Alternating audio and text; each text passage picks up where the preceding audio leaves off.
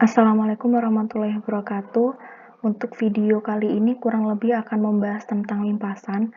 Jadi kalau kalian masih ingat tentang siklus hidrologi ya, di mana ketika air hujan itu turun pada suatu das dan melebihi kapasitas infiltrasi, maka setelah laju infiltrasi tersebut terpenuhi, air hujan ini akan mengisi cekungan-cekungan pada permukaan tanah. Nah, setelah cekungan-cekungan tersebut penuh, selanjutnya air hujan akan mengalir atau akan melimpas di atas permukaan tanah. Atau biasanya kita sering menyebutnya yaitu limpasan. Nah, nantinya air limpasan ini akan mengalir atau akan bermuara, entah itu di saluran atau di parit atau langsung ke sungai. Jadi sebenarnya limpasan dan hujan itu sangat terkait karena sebagian dari hujan akan mengalami limpasan dan limpasan inilah akan bermuara di sungai.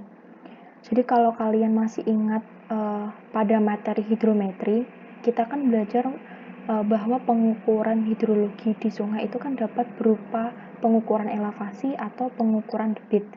Nah, permasalahannya adalah pengukuran debit biasanya lebih sedikit daripada pengukuran hujan, baik itu dalam jumlah stasiun pengukuran atau dalam waktu pengukuran. Nah, untuk itu perlu dilakukan perhitungan untuk memperkirakan debit aliran berdasarkan dari data hujan. Jadi salah satu tujuan kita untuk belajar hidrologi adalah untuk memperkirakan debit aliran berdasarkan data hujan. Jadi, limpasan permukaan atau surface runoff itu merupakan air hujan yang mengalir di atas permukaan lahan. Nah, limpasan sendiri dapat dinyatakan dalam volume atau debit. Jadi kalau dinyatakan dalam volume berarti satuannya adalah meter kubik, kalau debit berarti meter kubik per detik gitu. Nah, limpasan sendiri berasal dari 3 sumber air seperti yang ditunjukkan pada gambar ini. Jadi di sini ada 3 komponen limpasan yaitu aliran permukaan, aliran antara, dan aliran air tanah. Oke, yang pertama adalah aliran permukaan. Mungkin sebelumnya sudah pernah disinggung di materi aliran permukaan ya. Jadi aliran permukaan ini bisa disebut aliran langsung atau direct runoff. Nah, aliran permukaan ini dapat terkonsentrasi menuju sungai dalam waktu yang singkat gitu. Atau pergerakan alirannya relatif lebih cepat gitu. Nah, karena pergerakan alirannya di sini relatif lebih cepat sehingga aliran permukaan merupakan penyebab utama terjadinya banjir. Nah, ini untuk aliran permukaan. Terus kemudian ada aliran antara atau interflow. Nah, interflow ini secara lateral akan mengalir menuju elevasi yang lebih rendah. Nah, perbedaan dari aliran permukaan adalah pergerakan air. Jadi pergerakan air pada proses ini lebih lambat dari aliran permukaan, yaitu dengan tingkat kelambatannya bisa dari jam sampai hari. Terus yang terakhir ada aliran air tanah. Jadi air hujan yang terinfiltrasi melalui permukaan tanah sebagian akan menjadi interflow dan sebagian lainnya akan mengalir ke bawah atau perkolasi dan mencapai muka air tanah. Nah, muka air tanah ini mempunyai kemiringan yang sangat kecil dan aliran air ini yang searah dengan kemiringan tersebut akan menuju ke sungai sebagai aliran dasar atau base flow. Nah, proses aliran ini memang lebih lambat ya daripada interflow, bisa dari mingguan sampai tahunan tergantung dari kemiringan dan jenis tanah. Terus aliran air tanah yang mengisi aliran dasar sungai. Jadi selama musim kering di mana tidak terjadi hujan, ada beberapa sungai yang masih memiliki aliran air dasar atau base flow. Nah, aliran inilah biasanya berasal dari aliran air tanah. Jadi tipe sungai ini bisa disebut dengan sungai perennial. Jadi sungai perennial itu merupakan sungai ketika musim kemarau masih terdapat aliran airnya. Nah, semua tipe aliran ini memberi sumbangan pada aliran sungai. Nah, limpasan permukaan atau aliran permukaan itu terjadi segera setelah terjadinya hujan. sementara interflow dan aliran air tanah yang paling lambat sampai ke sungai. Nah, aliran air tanah ini bisa sampai tahunan. Oleh karena itu, dalam analisis hidrologi, aliran permukaan dan interflow dapat dikelompokkan menjadi satu yang disebut aliran langsung atau direct runoff. Nah, seperti itu. Oke, terus kemudian ada hidrograf. Hidrograf itu merupakan debit setiap waktu. Nah, hidrograf sendiri mempunyai bentuk seperti gambar ini, di mana sumbu X merupakan waktu dan sumbu Y adalah debit. Dengan P merupakan debit puncak yang menggambarkan debit maksimum. Terus kemudian ada waktu 0 atau zero time, di mana merupakan waktu yang menunjukkan awal hidrograf. Terus kemudian ada waktu capai puncak atau TP, merupakan waktu yang diukur dari waktu 0 sampai waktu terjadinya debit puncak.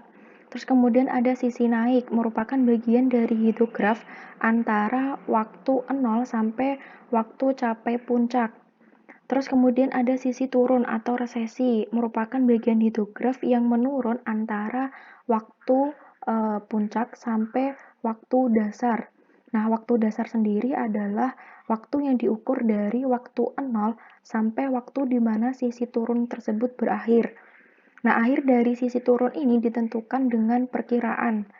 Nah, kalau kita perhatikan di sini hidrograf tersebut memiliki sisi turun atau waktu turun yang lebih lama dibandingkan dari waktu naiknya. Nah, hal ini dikarenakan tangkapan yang berbeda dari aliran permukaan, aliran interflow, dan aliran air tanah. Nah, seperti yang terlihat pada gambar di bawah ini. Jadi di sini ada hidrograf permukaan, aliran antara, dan hidrograf aliran tanah. Nah, di sini terlihat bahwa aliran permukaan memberikan kenaikan hidrograf dengan cepat dan besar. Nah, sementara dua aliran yang lainnya naik dengan berangsur-angsur atau dengan waktu yang lebih lama. Jadi kesimpulannya adalah bentuk hidrograf ini berubah-ubah tergantung dari karakteristik das tersebut. Jadi sebagai contoh, kalau ada suatu kawasan yang tutupan lahannya adalah tanah, maka bentuk hidrografnya akan berbeda jika kawasan tersebut tutupan lahannya dari paving atau aspal.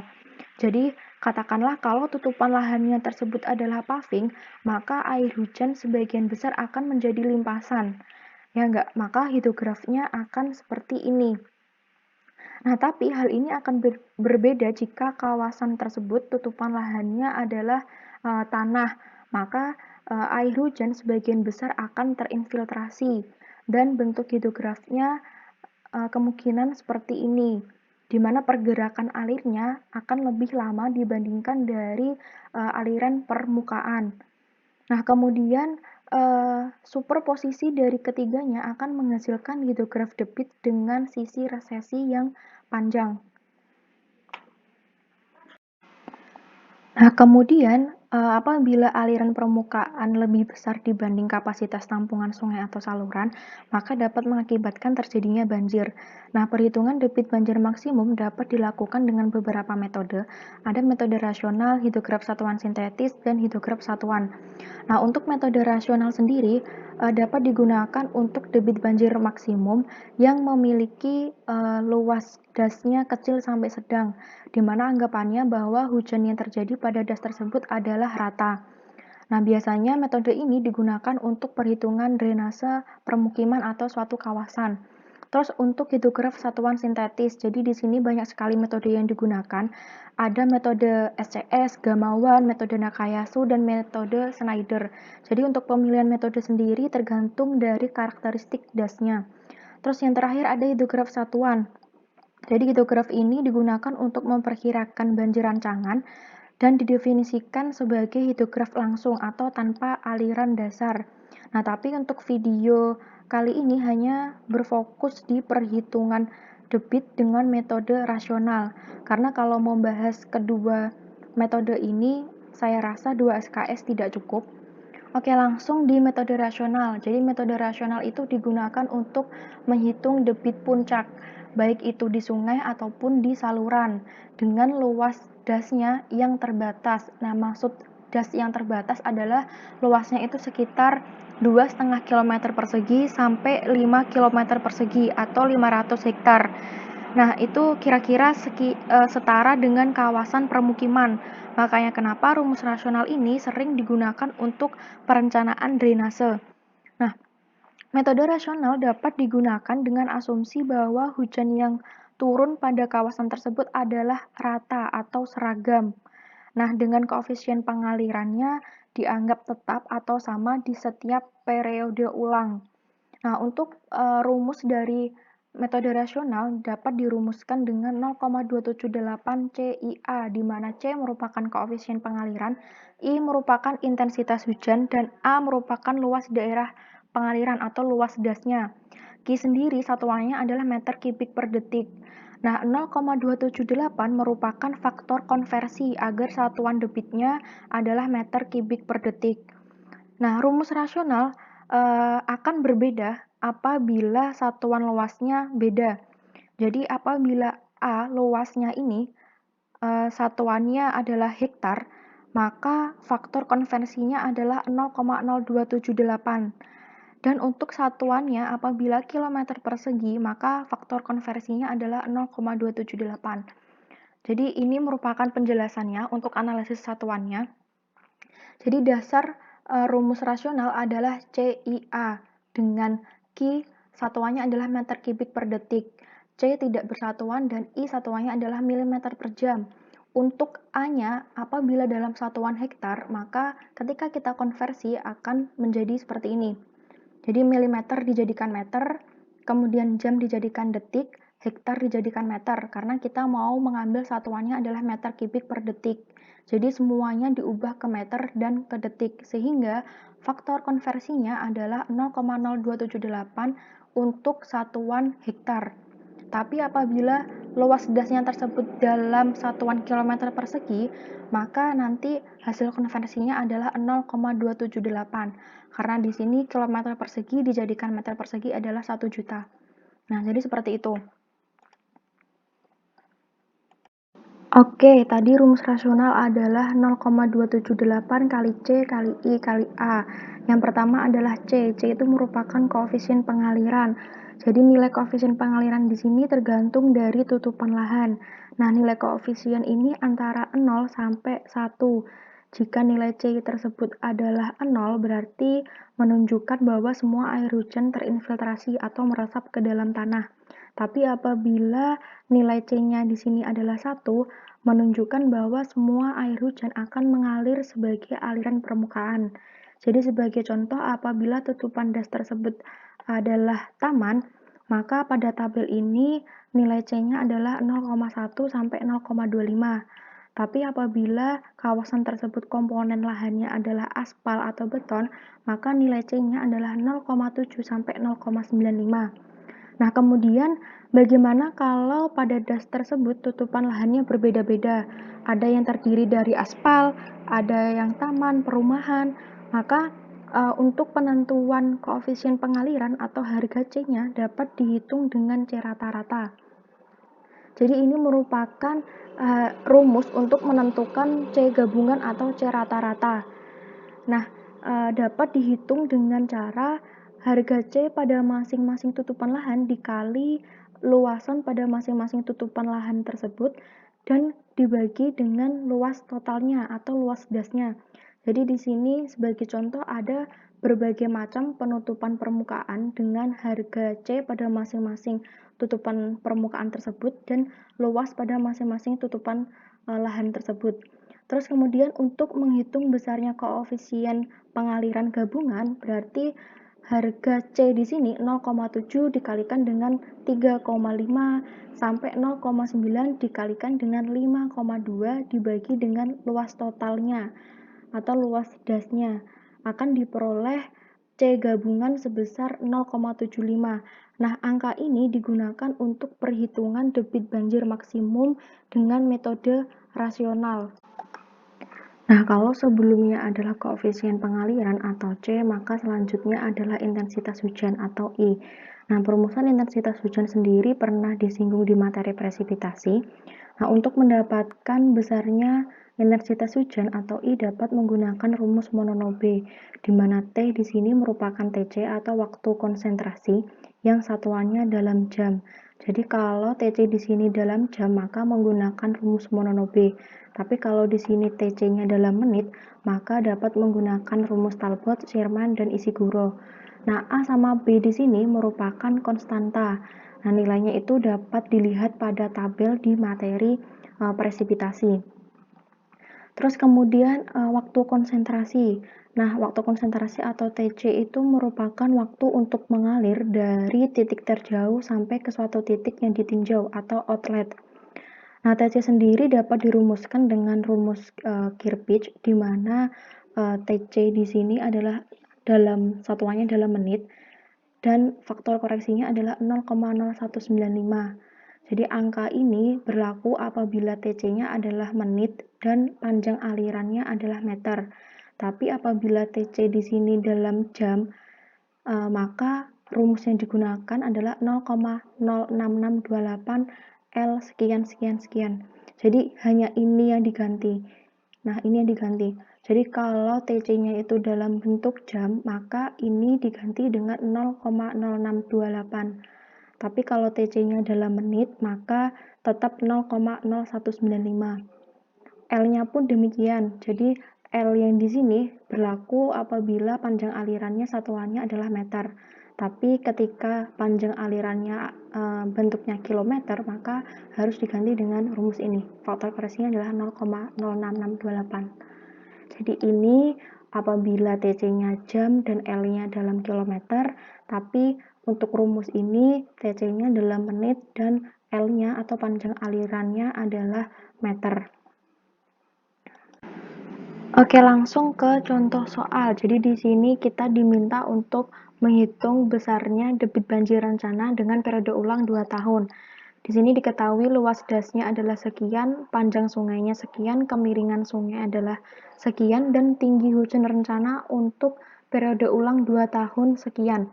Nah, tinggi hujan rencana dengan periode ulang tertentu sudah dibahas di materi analisis frekuensi, dan dari tinggi hujan rencana inilah nanti dapat diperoleh debit banjir maksimum dengan metode rasional.